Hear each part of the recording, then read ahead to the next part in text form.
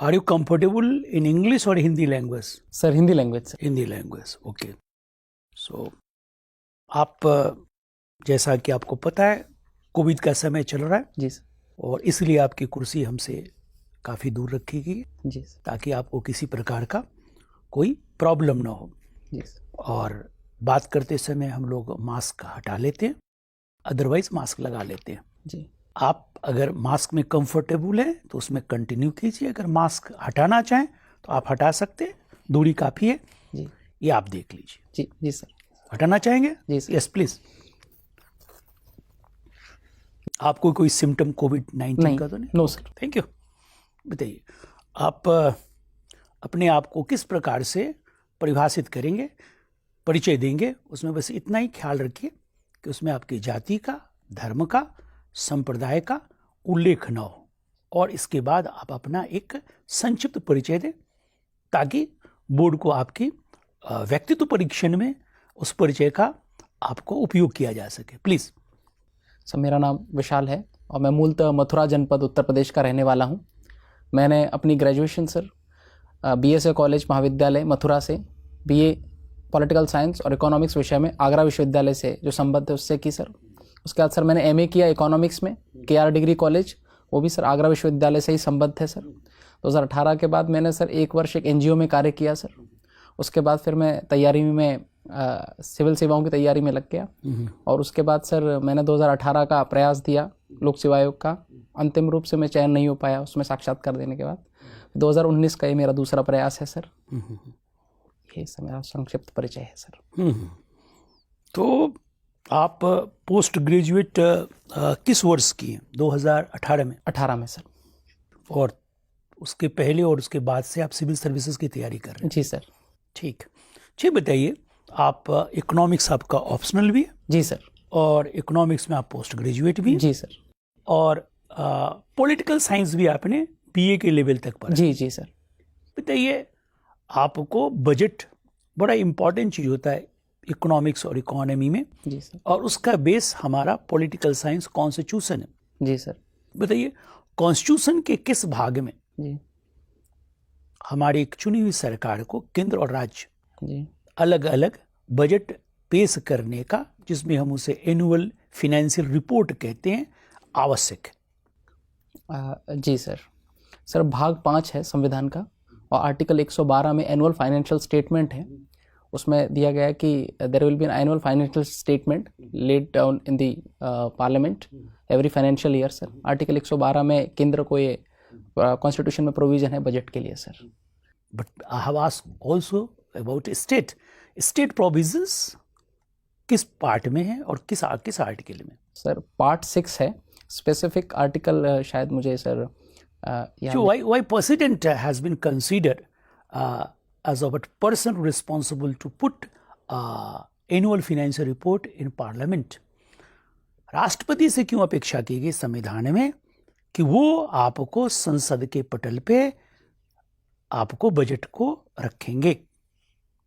कहीं ना कहीं सर जो बजट पेश किया जाता है कहीं ना कहीं उसके लिए मनी की आवश्यकता पड़ती है जो कंसोलिडेटेड फंड से लिया जाता है। तो कहीं ना कहीं एक प्रकार से जो council of ministers headed by prime minister in constitution जी वो किसको सर्व करता है? वो सर्व करते हैं सर पीपल को सर। राष्ट्रपति को अपने एग्जीक्यूटिव पावर ड्यूटी को परफॉर्म करने के लिए हमारे संविधान में काउंसिल ऑफ मिनिस्टर है हेडेड बाय प्राइम मिनिस्टर।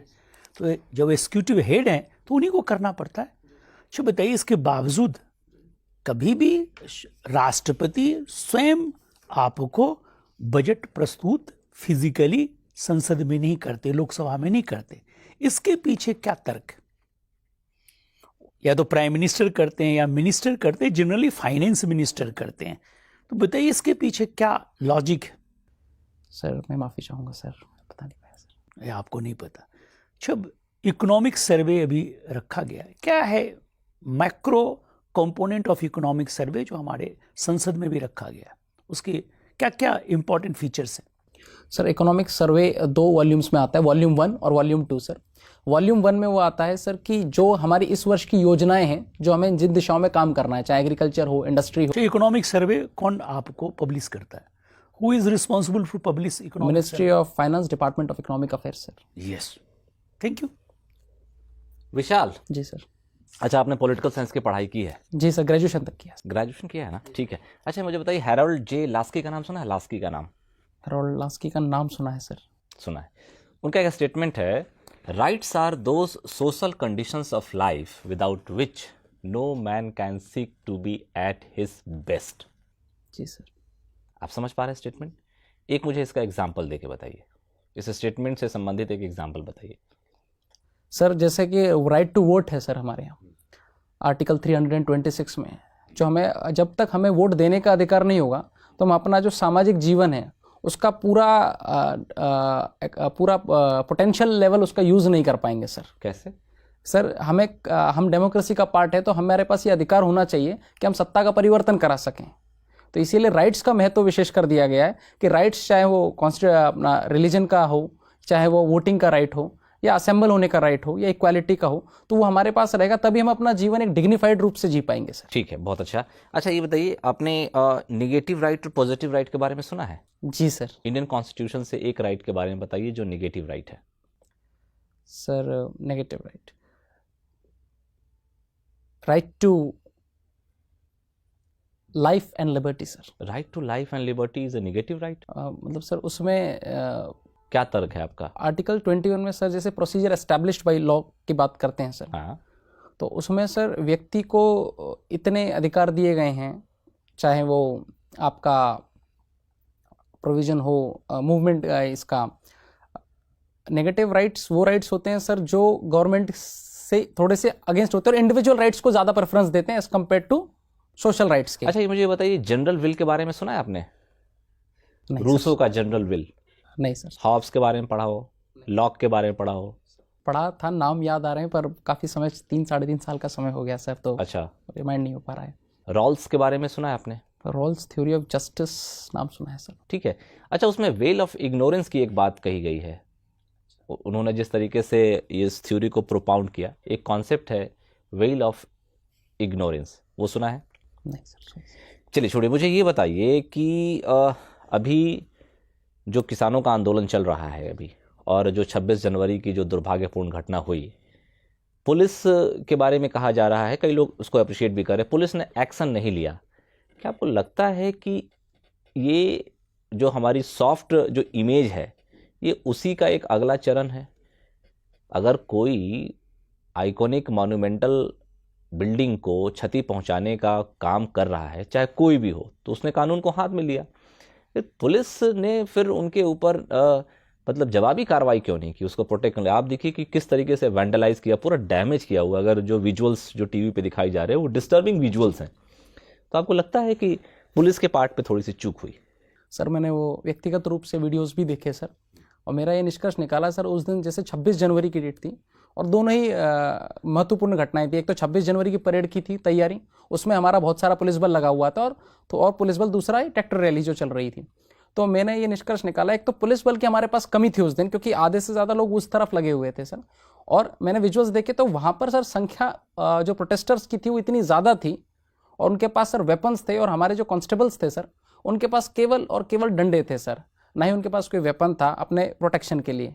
तो ये भी एक कारण हो सकता है कि सर उन्हें लग रहा था कि वो काफ़ी वायलेंट हो रहे हैं और उनके पास अपनी सेफ्टी के लिए कोई मेजर्स भी नहीं थे सर, तो इसीलिए शायद वो सॉफ्ट तरीका उन्होंने अपनाया, ये भी एक रीज़न हो सकता है सर। ठीक है, मेरा अंतिम प्रश्न है आपसे, फिस्कल डेफिसिट के बारे में सुना होगा आपने? जी सर। रेवेन्यू डेफिसिट और फिस्कल डेफिसिट को ट्विन डेफिसिट कहा जाता है। जी सर।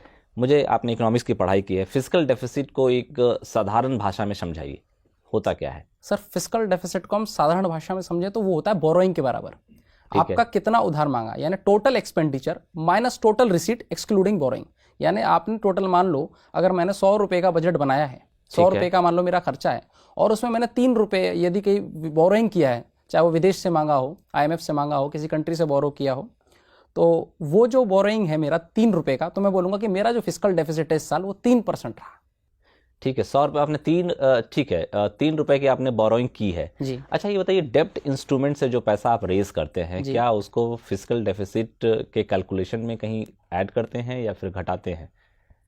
मान लिया कि मैंने डेब्ट किसी को दिया और डेब्ट का मेरा पेमेंट भी आया, जी तो इसको कैसे इसमें एडजस्ट करते हैं फिस्कल सर, इसको हम कैपिटल रिसीट्स में डालते हैं सर। कैपिटल रिसीट्स में हम डालते हैं डिसइन्वेस्टमेंट को, रिकवरी ऑफ लोन को, borrowing from public provident fund को, बोरोइंग फ्रॉम इंटरनेशनल इंस्टीट्यूशन से, तो वहाँ डालते हैं सर। नहीं नहीं, मेरा कहने का मतलब है कि आप कह रहे हैं कि फिस्कल डेफिसिट वो डेफिसिट है जो आप बोरो करते हैं, जी। तो डेप्ट भी तो बोरोइंग ही है, जी सर, डेट बोरोइंग है। उसको फैक्टर इन करते हैं या नहीं करते हैं? मान लिया कि आपने डेप्ट से 50 रुपया कहीं से लिया, जी ठीक है, और डेप्ट आपने 20 रुपया कहीं किसी को दिया, जी ठीक है, तो इसको फिस्कल डेफिसिट का जो फ्रेमवर्क है उसमें कहीं आएगा नहीं आएगा? सर, डेट क्लासीफाई करना पड़ेगा कि वो, यही तो मैं आपसे जानना चाहता हूँ। सर डेट को हमें क्लासीफाई करना पड़ेगा कि वो प्राइवेट डेट। बोरोइंग और डेप्ट में क्या अंतर है ये बताइए।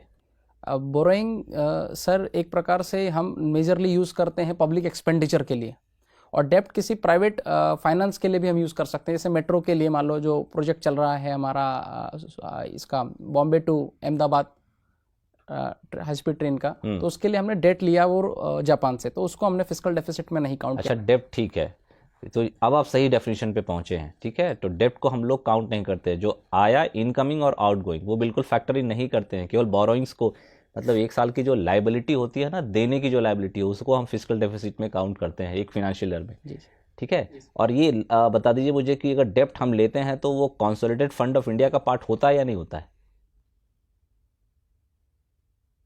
नहीं सर, पक्का? अच्छा मेरी नॉलेज में सर तो शायद आप गेस कर रहे हैं? नहीं नहीं sir, consolidated fund of India का पार्ट नहीं होगा सर डेप्ट। चलिए ठीक है सर, पूछिए please. Vishal, ji sir. Short movies देखते हैं आप, जी सर। और आपने शौक में लिखा है फैमिली और फ्रेंड्स से के साथ टाइम स्पेंड करना। शौक की परिभाषा क्या होती है? क्या ये शौक जो आपने लिखा है, परिवार और दोस्तों के साथ टाइम स्पेंड करना, ये शौक की परिभाषा में आएगा? सर शौक मेरे हिसाब से सर वो चीज़ हो सकती है जिससे आदमी को उसको पूरा करने से खुशी मिलती हो सर। अच्छा, तो सर मुझे उसमें खुशी प्राप्त होती है सर, जब मैं अपने लोगों के बीच में, जो सिमिलर माइंड्स के बीच में बैठता हूँ, तो मुझे वहाँ पे अच्छा लगता है सर। अच्छा, ठीक है। शॉर्ट मूवीज में किस तरह की मूवीज आप देखते हैं? शॉर्ट मूवीज़ में सर मैं मेजरली जो यूट्यूब पे वीडियोस आती हैं सर, एक लार्ज बैरल सेलेक्ट नाम की एक एक यूट्यूब चैनल है, उसमें बहुत बड़े बड़े कलाकार, बॉलीवुड कलाकार भी उसमें वीडियोस बनाते हैं, और वो शायद 15 से 20 मिनट की होती हैं, पर उसका जो मैसेज होता है वो बहुत लास्टिंग होता है। जैसे कार्बन मूवी आई, अधीन आई सर, और आजकल इसके लिए ऑस्कर ने तो अलग कैटेगरी बना दी है। नेशनल फिल्म्स में अभी ये कैटेगरी नहीं बनी है हमारे यहाँ शॉर्ट फिल्म्स, इसमें नए लोगों को मौका भी मिल रहा है, और बहुत ही कम टाइम पीरियड में सर ये बहुत अच्छा मैसेज दे जाती है। अच्छा, ऑस्कर की बात की आपने। ऑस्कर में कई बार कहते हैं कि भारतीय जो फिल्म उद्योग है उससे मूवीज़ वहाँ नहीं पहुँच पाती हैं जनरली। तो एक चर्चा चलती है कि ऑस्कर में एक तरह का बायसनेस है जिसमें इंडियन मूवीज़ को प्रमोट नहीं किया जाता है। तो आप भी मानते हैं कि ऐसा है? सर उसमें सर एक प्रॉब्लम है सर, 24 कैटेगरीज हैं ऑस्कर में, तो उसमें केवल हम एक ही कैटेगरी में क्वालिफाई करते हैं सर, फॉरेन कैटेगरी फिल्म में, क्योंकि हमारी जो लोकल लैंग्वेज में, हम इंग्लिश में मूवीज़ हमारे यहाँ कम बनती हैं, तो केवल एक ही के लिए क्वालिफाई करते हैं, तो हमारी जो प्रोबेबिलिटी है ऑस्कर जीतने की 1/24 है। तो इसीलिए और वो लार्ज सेक्शन ऑफ पीपल को कवर नहीं करती। एक तो हिंदी लैंग्वेज में बनती है, तो जो केवल इंडियन सब कॉन्टिनेंट में थोड़ा बहुत इफेक्ट है सर, तो ये एक मेजर रीज़न है कि हम क्वालिफाई नहीं कर पाते सर। ठीक है, अभी पद्म पुरस्कारों का ऐलान हुआ है। जी सर। कितनी महिलाओं को पद्म पुरस्कार दिया जाने वाला है और कितने विदेशी व्यक्तियों को पद्म पुरस्कार में शामिल किया गया है? मैं माफ़ी चाहूँगा, एक्सेप्ट डाटा डेटा नहीं याद है आपको? पद्म पुरस्कार कब स्थापित किए गए, कब शुरू किए गए? सर 1954 में सर। और बताइए कुछ पद्म पुरस्कारों के बारे में। सर पद्म पुरस्कार 3 हैं, पद्म विभूषण, पद्म भूषण और पद्मश्री। ये इंडिया सेकंड हाईएस्ट अवार्ड है पद्म विभूषण सर, फिर थर्ड है पद्म भूषण, और फोर्थ है पद्मश्री सर। और इसमें कोई मॉनेटरी बेनिफिट नहीं होता है सर, ये एक सिंबलिटिक रूप में दिए जाते हैं, सम्मान के रूप में, और जो व्यक्ति इन्हें पाता है उसको टैक्सेबल नॉन इनकम हो जाती है सर, मतलब इनकम टैक्स नहीं लगता है सर। ठीक है। जापान के पूर्व प्रधानमंत्री शिंजो आबे को क्या पद्म पुरस्कार मिला हुआ है?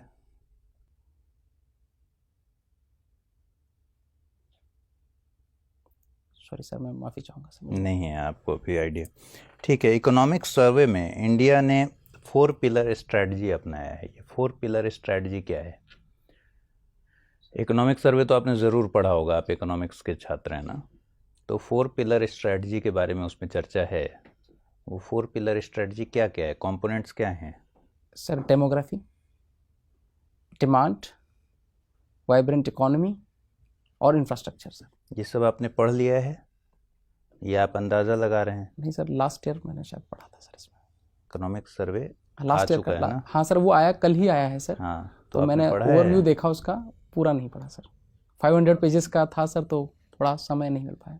तो आपने मतलब चारों पिलर तो बता दिए। जी सर, ये मैंने लास्ट ईयर पढ़ा था सर। अच्छा। 4 पिलर्स के लिए। ठीक है, ठीक है। दिल्ली मेरठ के बीच में RRTS प्रोजेक्ट के बारे में सुना है आपने?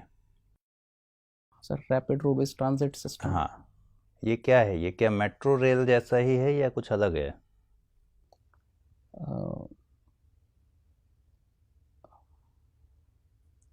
सर ये माफ़ी चाहूँगा सर, ध्यान नहीं कर पाए। स्ट्रॉबेरी महोत्सव के बारे में सुना है आपने? शायद मेघालय में हुआ है सर, शायद। नहीं सॉरी सर, नहीं मालूम सर। नहीं। ट्रूनाट मशीन बहुत चर्चा में थी उत्तर प्रदेश में। क्या है ये ट्रूनाट मशीन? कोविड से शायद संबंधित है। शायद कोविड से ही संबंधित है सर। ध्यान कर लीजिए एक बार, अगर ध्यान कर पा रहे हो तो।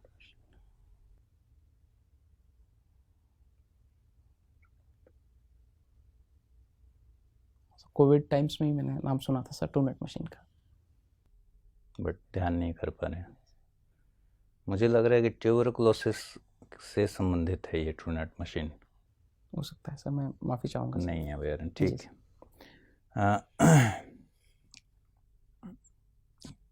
अनुसूचित जाति, अनुसूचित जनजाति के लिए उत्तर प्रदेश सरकार द्वारा चलाई जा रही योजनाओं के बारे में कुछ बताइए। कौन कौन सी योजनाएं हैं जो अनुसूचित जाति और जनजाति के लिए चलाई जा रही हैं? Sir Baba Saheb Ambedkar scholarship scheme चलाई जा रही है SC/ST के बच्चों के लिए, उनको छात्रवृत्ति देते हैं उसमें। और उसी के साथ sir Jyotiba Phule scholarship scheme है, जो बच्चे तैयारी कर रहे हैं कंपटीशन की, उनके लिए छात्रावास वगैरह की सुविधा है इस माध्यम से। और हाँ, ये 2 स्कीम सर मुझे याद आ रही महिलाओं के लिए आयोग है, है। जी उसकी तर्ज पर पुरुषों के लिए भी आयोग की ज़रूरत है? पुरुषों के लिए सर स्पेसिफिकली आयोग बनाने की ज़रूरत नहीं है सर मेरे हिसाब से, पर हाँ थोड़ा सा बैलेंसिंग की ज़रूरत है आज के समय में। जैसे कि जो केसेस आ रहे हैं, जैसे डोमेस्टिक वायलेंस के केसेस हैं, उसमें 97 आजकल पुरुष कह रहे हैं कि धीरे धीरे हमारी समस्याओं को इतना इग्नोर कर दिया गया है कि पुरुषों की समस्याएं नहीं है। हाँ सर, ये बॉम्बे हाई कोर्ट ने भी कहा था कि 97.5% केसेस में कन्विक्शन ही नहीं हो रहा है डोमेस्टिक वायलेंस में, ज़्यादातर केसेस फॉल्स पाए जा रहे हैं। तो कहीं ना कहीं एक मैन हरेसमेंट का भी केस आ रहा है। लेकिन जैसे सर हमारी सोसाइटी है पेट्रियार्कल चली आ रही है, तो उसमें देखा गया है कि पुरुषों पे ये देखा जाता है कि उनको निगलेक्ट कर दिया था कि नहीं, उन पर शोषण नहीं हो सकता है। पर ये आज की डेट में हम देख सकते हैं काफ़ी पुरुष भी आत्महत्या करते हैं घरेलू, पारिवारिक या प्रोफेशनल कारणों की वजह से। हाँ, तो इसमें हमें ध्यान देने की ज़रूरत है। जहाँ हम जेंडर इक्वालिटी की बात करते हैं तो पुरुषों की समस्याओं को भी महत्व देने की ज़रूरत है। आयोग नहीं बनाए तो चलेगा, बस ध्यान उनका रखा जाए विशेष। कैसे ध्यान रखा जाए बिना किसी स्ट्रक्चर के? जी सर, ध्यान इस तरीके से रखा जाए, यदि कोई कंप्लेन आती है कि उसका हरेसमेंट हो रहा है, हालांकि अभी पॉक्सो की लाइन में भी, गाइडलाइन में भी उन्होंने चेंज अच्छा, किया। एक बहुत छोटी सी बात और, कि एक जनरल मेंटालिटी है कि किसी वर्ग को जब हम सशक्त करना चाहते हैं, जी ठीक है, तो इस पूरी प्रक्रिया में जी जैसे आपने कहा कि हमारे यहाँ का समाज की संरचना है पितृसत्तात्मक, जी तो क्या इस संरचना में हम ऐसी प्रैक्टिस करने लगे हैं जिसमें महिलाओं के उत्थान के लिए पुरुषों को डीमोटिवेट करें? क्या इस तरह की मेंटालिटी आप देखते हैं? सही तर्क क्या होना चाहिए कि महिलाओं को मोटिवेट करें या महिलाओं को मोटिवेशन के साथ साथ पुरुषों को डीमोटिवेट करें? समाज में कौन सा तर्क आपको दिखता है कि ज़्यादा प्रचलन में है? सर मुझे तो लगता है कि महिलाओं को आगे बढ़ाया जा रहा है, पुरुषों को दबाया नहीं जा रहा है। पर वो ऐसा महसूस कर रहे हैं क्योंकि जब एक वर्ग आगे बढ़ा है जो अब तक कमज़ोर था थोड़ा सा, तो अब उनको ऐसा महसूस हो रहा है कि शायद हम पीछे जा रहे हैं। जबकि ये बात नहीं है, जबकि दोनों ही साथ ही चल रहे हैं। महिलाओं जो अब तक बहुत पीछे की तरफ थी, अब वो आगे की तरफ आई, चाहे वो सेना में हो, चाहे जुडिशरी में हो, या पार्लियामेंट्री प्रोसीजर्स में हो। वो जब आगे आ रही हैं तो थोड़ा सा उनको एक कॉम्प्लेक्स ये आया है कि अब तक ये नहीं था, अब तक मेजॉरिटी थी, तो ये थोड़ा सा आया है। लेकिन महिलाओं ही आगे बढ़ रही हैं, ये नहीं कि पुरुषों का नीचे तो खैर कमी हो रहा है सर इसमें। ठीक सर। तो चर्चा जो है हमारे कोविड-19 के तहत, पेंडेमिक के तहत बहुत सारे चर्चा इस पर हो रही है और भारत सरकार संसद में कर रही है। एक बड़ा इम्पॉर्टेंट फैक्ट है कि health care crisis is responsible for social crisis and economic crisis. आप चूंकि प्रशासन में आ रहे हैं तो बताइए कैसे पेंडेमिक कोविड-19 को देखते हुए जो इकोनॉमिक सर्वे ने इम्पॉर्टेंट पॉइंट फाइंड आउट किया है, उसमें एक है कि health care crisis responsible for social crisis and economic crisis. How? Sir जैसे कोविड-19 पेंडेमिक में हुआ कि हमारी जॉब लॉस हुआ सर, पूरे ऑल ओवर वर्ल्ड लगभग 100 करोड़ लोग बेरोजगार हुए, और इंडिया में भी 15 करोड़ के आसपास। ऊपर से डोमेस्टिक वायलेंस के जो केसेस हैं वो बढ़े सर, तो कहीं ना कहीं सोशल फैक्टर्स पे इम्पैक्ट पड़ा सर। महिलाएं 90% इनफॉर्मल सेक्टर में है सर, तो उनका जॉब लॉस सबसे ज़्यादा हुआ सर, और लेबर प्रॉब्लम्स क्रिएट हुए सर। गवर्नमेंट को सजेस्ट किया गया है कि जो public spending on health must be increased, and the second thing जो सजेस्ट किया गया है, और national health mission must continue. जो नेशनल हेल्थ मिशन है, मेरा प्रश्न है उसमें आप क्या कोविड-19 को देखते हुए क्या क्या चेंज चाहते हैं नेशनल हेल्थ मिशन, ताकि अगली बार जब ऐसी कोई दुर्घटना घटे तो हम और बेहतर ढंग से इसे कंट्रोल कर सकें। सर जैसे हमारा सबसे पहले हेल्थ एक्सपेंडिचर पे जैसे 1.5% है सर, इसको बढ़ाकर हमें 2.5 या 3% तक जीडीपी के लेके जाना है एक्सपेंडिचर। नेशनल हेल्थ मिशन एक प्रोग्राम जी, उस प्रोग्राम में आप क्या स्ट्रक्चरल चेंज चाहते सर सबसे ज़्यादा हमें ध्यान देना होगा प्राइमरी हेल्थ सेंटर पे सर, पीएचसी जो कि गांव के सबसे नज़दीक होता है।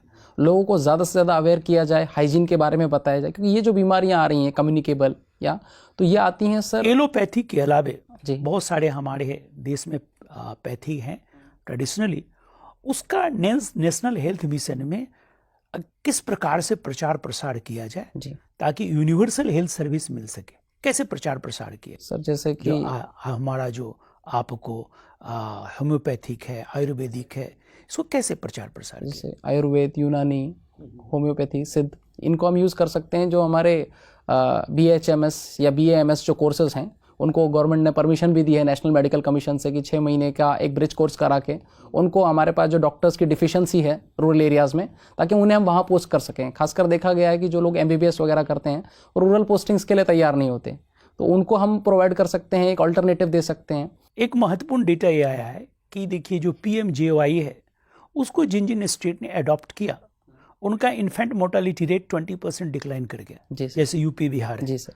और जिसने अडॉप्ट नहीं किया उसका इन्फेंट मोर्टालिटी रेट जी आपको 12% ही डिक्लाइन किया। जी सर।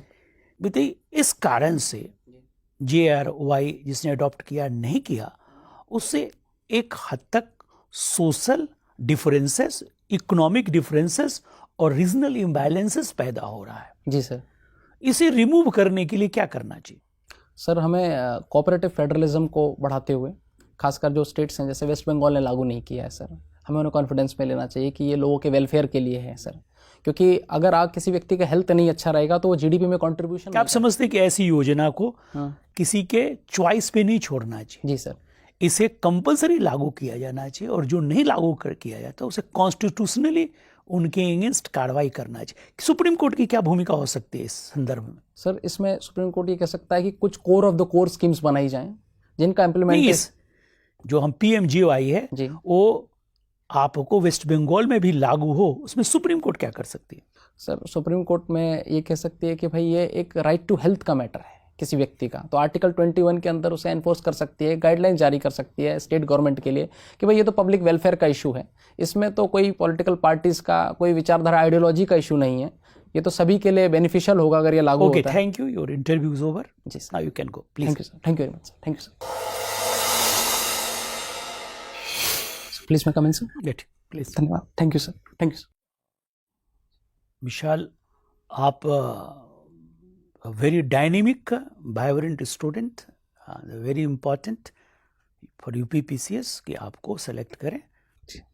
जितने भी क्राइटेरिया है सिलेक्शन का, integrity with honesty, leadership quality, awareness, body language, facial expression, self confidence, all are more than average and performance rate from beginning to end आपका बिल्कुल flat curve, बहुत अच्छा है। जी सर, थैंक यू सर। आपको diversified field का अच्छी जानकारी, एनालिटिकल पावर है, प्रश्न को जल्दी समझ लेते हैं, कंटेंट भी आपका सही है, कई बार जल्दीबाजी कर जाते हैं, जी सॉरी है सर। ना। इसलिए आप पहले प्रश्न एक बार आपसे हो गए तो पूरा सुने जी सर। और उसके बाद ऑर्गेनाइज आंसर दें। एक दो बार आपके साथ हो गया। मेन जो आप इम्प्रूवमेंट करना है वो आपको बॉडी लैंग्वेज जिसे हम कहते हैं उस पर ध्यान देना है। जो आपकी आदत में जब आप किसी से बात करते हैं जी तो उसमें उसी आदमी को आई टू आई कांटेक्ट आप देखें, जी जी ठीक है।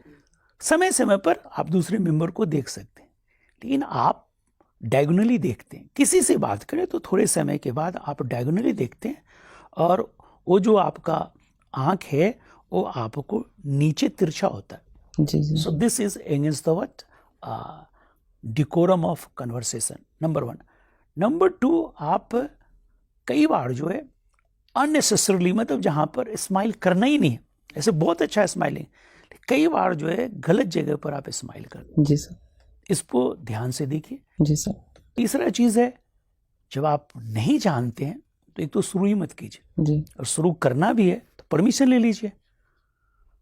और अगर आपने गलत शुरू कर दिया और बीच में छोड़ दिया जी तो ये फॉल्स स्टार्ट हो जाएगा। Full stop. तो आपकी जो ऑनेस्टी और इंटीग्रिटी सब में मेंटेन किया वहाँ पर धब्बा लग जाएगा, जी सर। ठीक है। बाकी सब बहुत अच्छा है ना। वी आर एक्सपेक्टिंग कि आप क्वालिफाई करें